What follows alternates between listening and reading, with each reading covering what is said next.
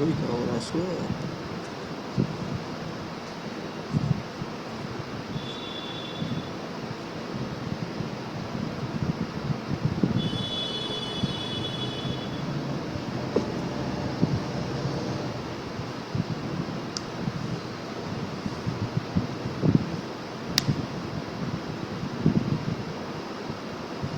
Oui.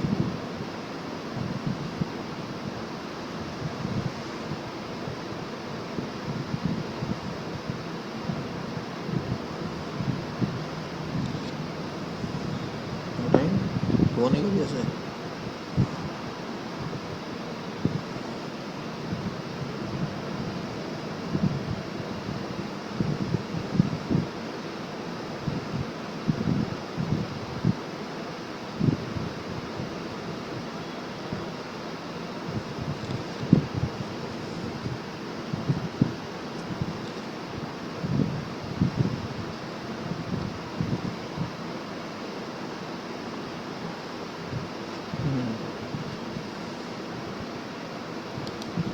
Good evening. This is live for screen shaver regarding soil, Mount Morillonite differential thermal curve, general viability in dehydroxylation region. This is Mount Morillonite differential thermal curve, and this is for research purpose. Some paper I am reading, and this is percy.fr.argle, and this is this file which I am showing to you. Title is Mount Morillonite differential thermal curve, general viability in dehydroxylation region by Robert C. McKenzie, Macaulay Institute of Soil Research, Craig E. Becker, April. Now, summary is various types of curves given by Mount Morillonite samples are discussed and compared. Various types of curves given by Mount Morillonite samples are discussed and compared. Possible reasons for differences are considered. Exchangeable cations and fixation of cations affect not only hygroscopic moisture region but also dehydroxylation region of curve. Reasons for this can at present only be surmised, but eventual solution would undoubtedly lead to clarification of true Mount Morillonite structure, and this is here Mount Morillonite differential thermal curve, general viability of dehydration. So now, a typical Mount Morillonite is usually considered to give a differential thermal curve like that of Wyoming bentonite curve. A will show you which curve. This curve here, these are curves here, A, B, C, D, E, F. These are from temperature 0 to 1000 degrees Celsius. In this, I got A, B, C, D, E. All are these differential curves. Typical Morillonite usually considered a differential thermal curve like that for Wyoming bentonite curve A. Thus, it has a large endothermic peak. Endothermic is and also exothermic. There are two. Endothermic peak over range 0 to 300 degrees Celsius. This is, you can see 0 to 300 degrees Celsius. You can see here, this is up to 300 is here. This is, so in this region you can see this is giving, and particularly here is down here. So it says that curve is a large endothermic peak or range of 300. This is this one, and large endothermic peaks coming down is endothermic. If it goes up, it is exothermic. When you test it, means there is a relational material or the relative material, and there's a sample material. There's a temperature relative material. That is to be referred in. If temperature of this goes above, sample goes above that, so it's called, you can say, exothermic, and if it remains below or equal to that, it's called endothermic. So here meaning endothermic it is, because it's a large endothermic peak over a range of 0 to 300 degrees Celsius, size and complexity of which depends upon exchangeable cations, namely small single peaks are given by large Large monovalent ions such as CS, medium single-sized or double peaks by smaller monovalent ions, and complex triple peaks of large magnitude by divalent ions and lit alloy.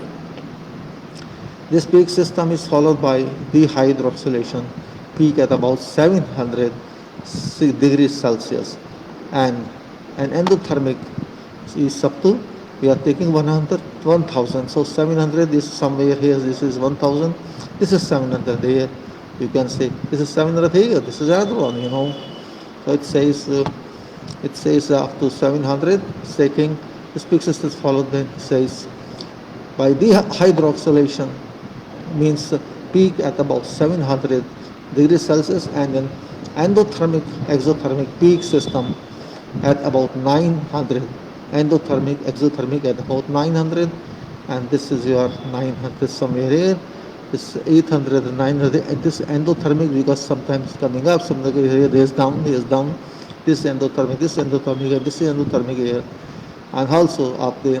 So it's coming exothermic, anything talking peak system of 900 degrees Celsius. Final endothermic peak has been attributed by McConnell to hydroxyl ions in tetrahedral sheet, but this does not appear to be a valid interpretation, as size of this peak cannot be correlated with dehydration curve evidence, and as will be demonstrated later.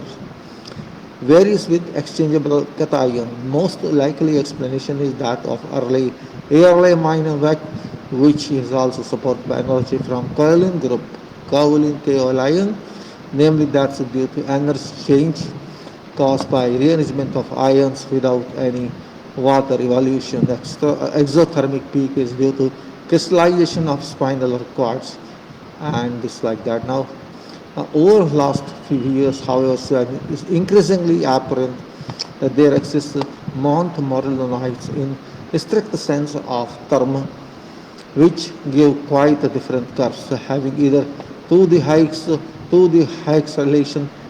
hydroxylation peaks at about 550 to 600 degrees Celsius and 650 to 700, or only one peak at about 500. So if you say 600 and 500, 600 and 650, this is that range, 500. And see, you can see these peaks I'm talking about. These endothermic peaks, it's talking about that. Then a series shown in curve B and F, which is that B and F here, B, C, D, E, F. And this is that I was talking about. When it's coming down, it is endothermic. It's going up, it's an exothermic.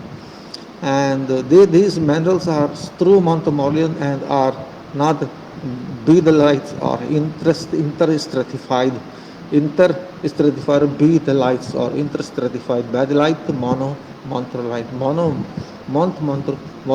montmorillonite. Yes, has sometimes been supposed to be from ionic formula. Samples are all undoubtedly dioctahedral Montmorillonites, and there is no apparent correlation between difference in composition and thermal behavior. Distinction is not due to chemical difference. Now, here it says figure 1, this is table 1, you see differential thermal curves for various Montmorillonite samples. A is a bentonite, this is a bentonite here, this is a bentonite here. When, so let's say B is a low swelling bentonite, this is also low swelling bentonite is here, and bentonite locally unknown. C is a smactite, this is C is a smactite here, and these fillers earth, these are E and F, all these are fillers earth. This is that ionic formula for various Montmorillonite. This is ionic formula here, bentonite, Guam, USA, low swelling bentonite, smactite, fillers, scant blue like. These are formulas here, you can read yourself. This is too long, so it takes time to read. You know this. For this formula, it stands with M, and AL, FEL is there in this. Then you go, analogy situation occurs in mica series, where typical, this is curve E is talking here, where typical a light has a peak of 550 degrees Celsius, curve D, 550 degrees Celsius. This is here 550 degrees Celsius here, and a typical at peak 700. This is 700 C curve E. You see that? A typical. Intermediate types curve B, say curve B, with two peaks also exist. Now, this is what I say. So, these are figure 2 differential thermal curves for elite samples. A clay fraction. A is clay fraction here and is less than 1.4 micron from old red sandstone sediment. Then Holm Hill Quarry, Berkshire, Scotland, 90% elite. B is this one. B, same material, 0.4 to 0.2 micron fraction, mu fraction, over 95% elite. And C is this one. This is C1. C sample less than 0.2 micron fraction and largely elite. This is here. D is Freyan.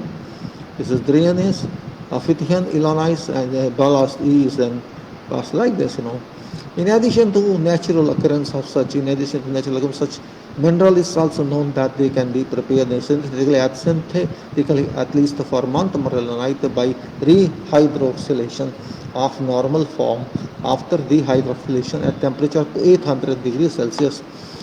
Peak on curve for dehydroxylated material appears at about 550 degrees Celsius and is of about 700 degrees Davidson. Leave it now. Now, have explained that shift by assuming that hydroxyl groups on oxygen hydroxyl sheets on the other side of octahedral ions condense.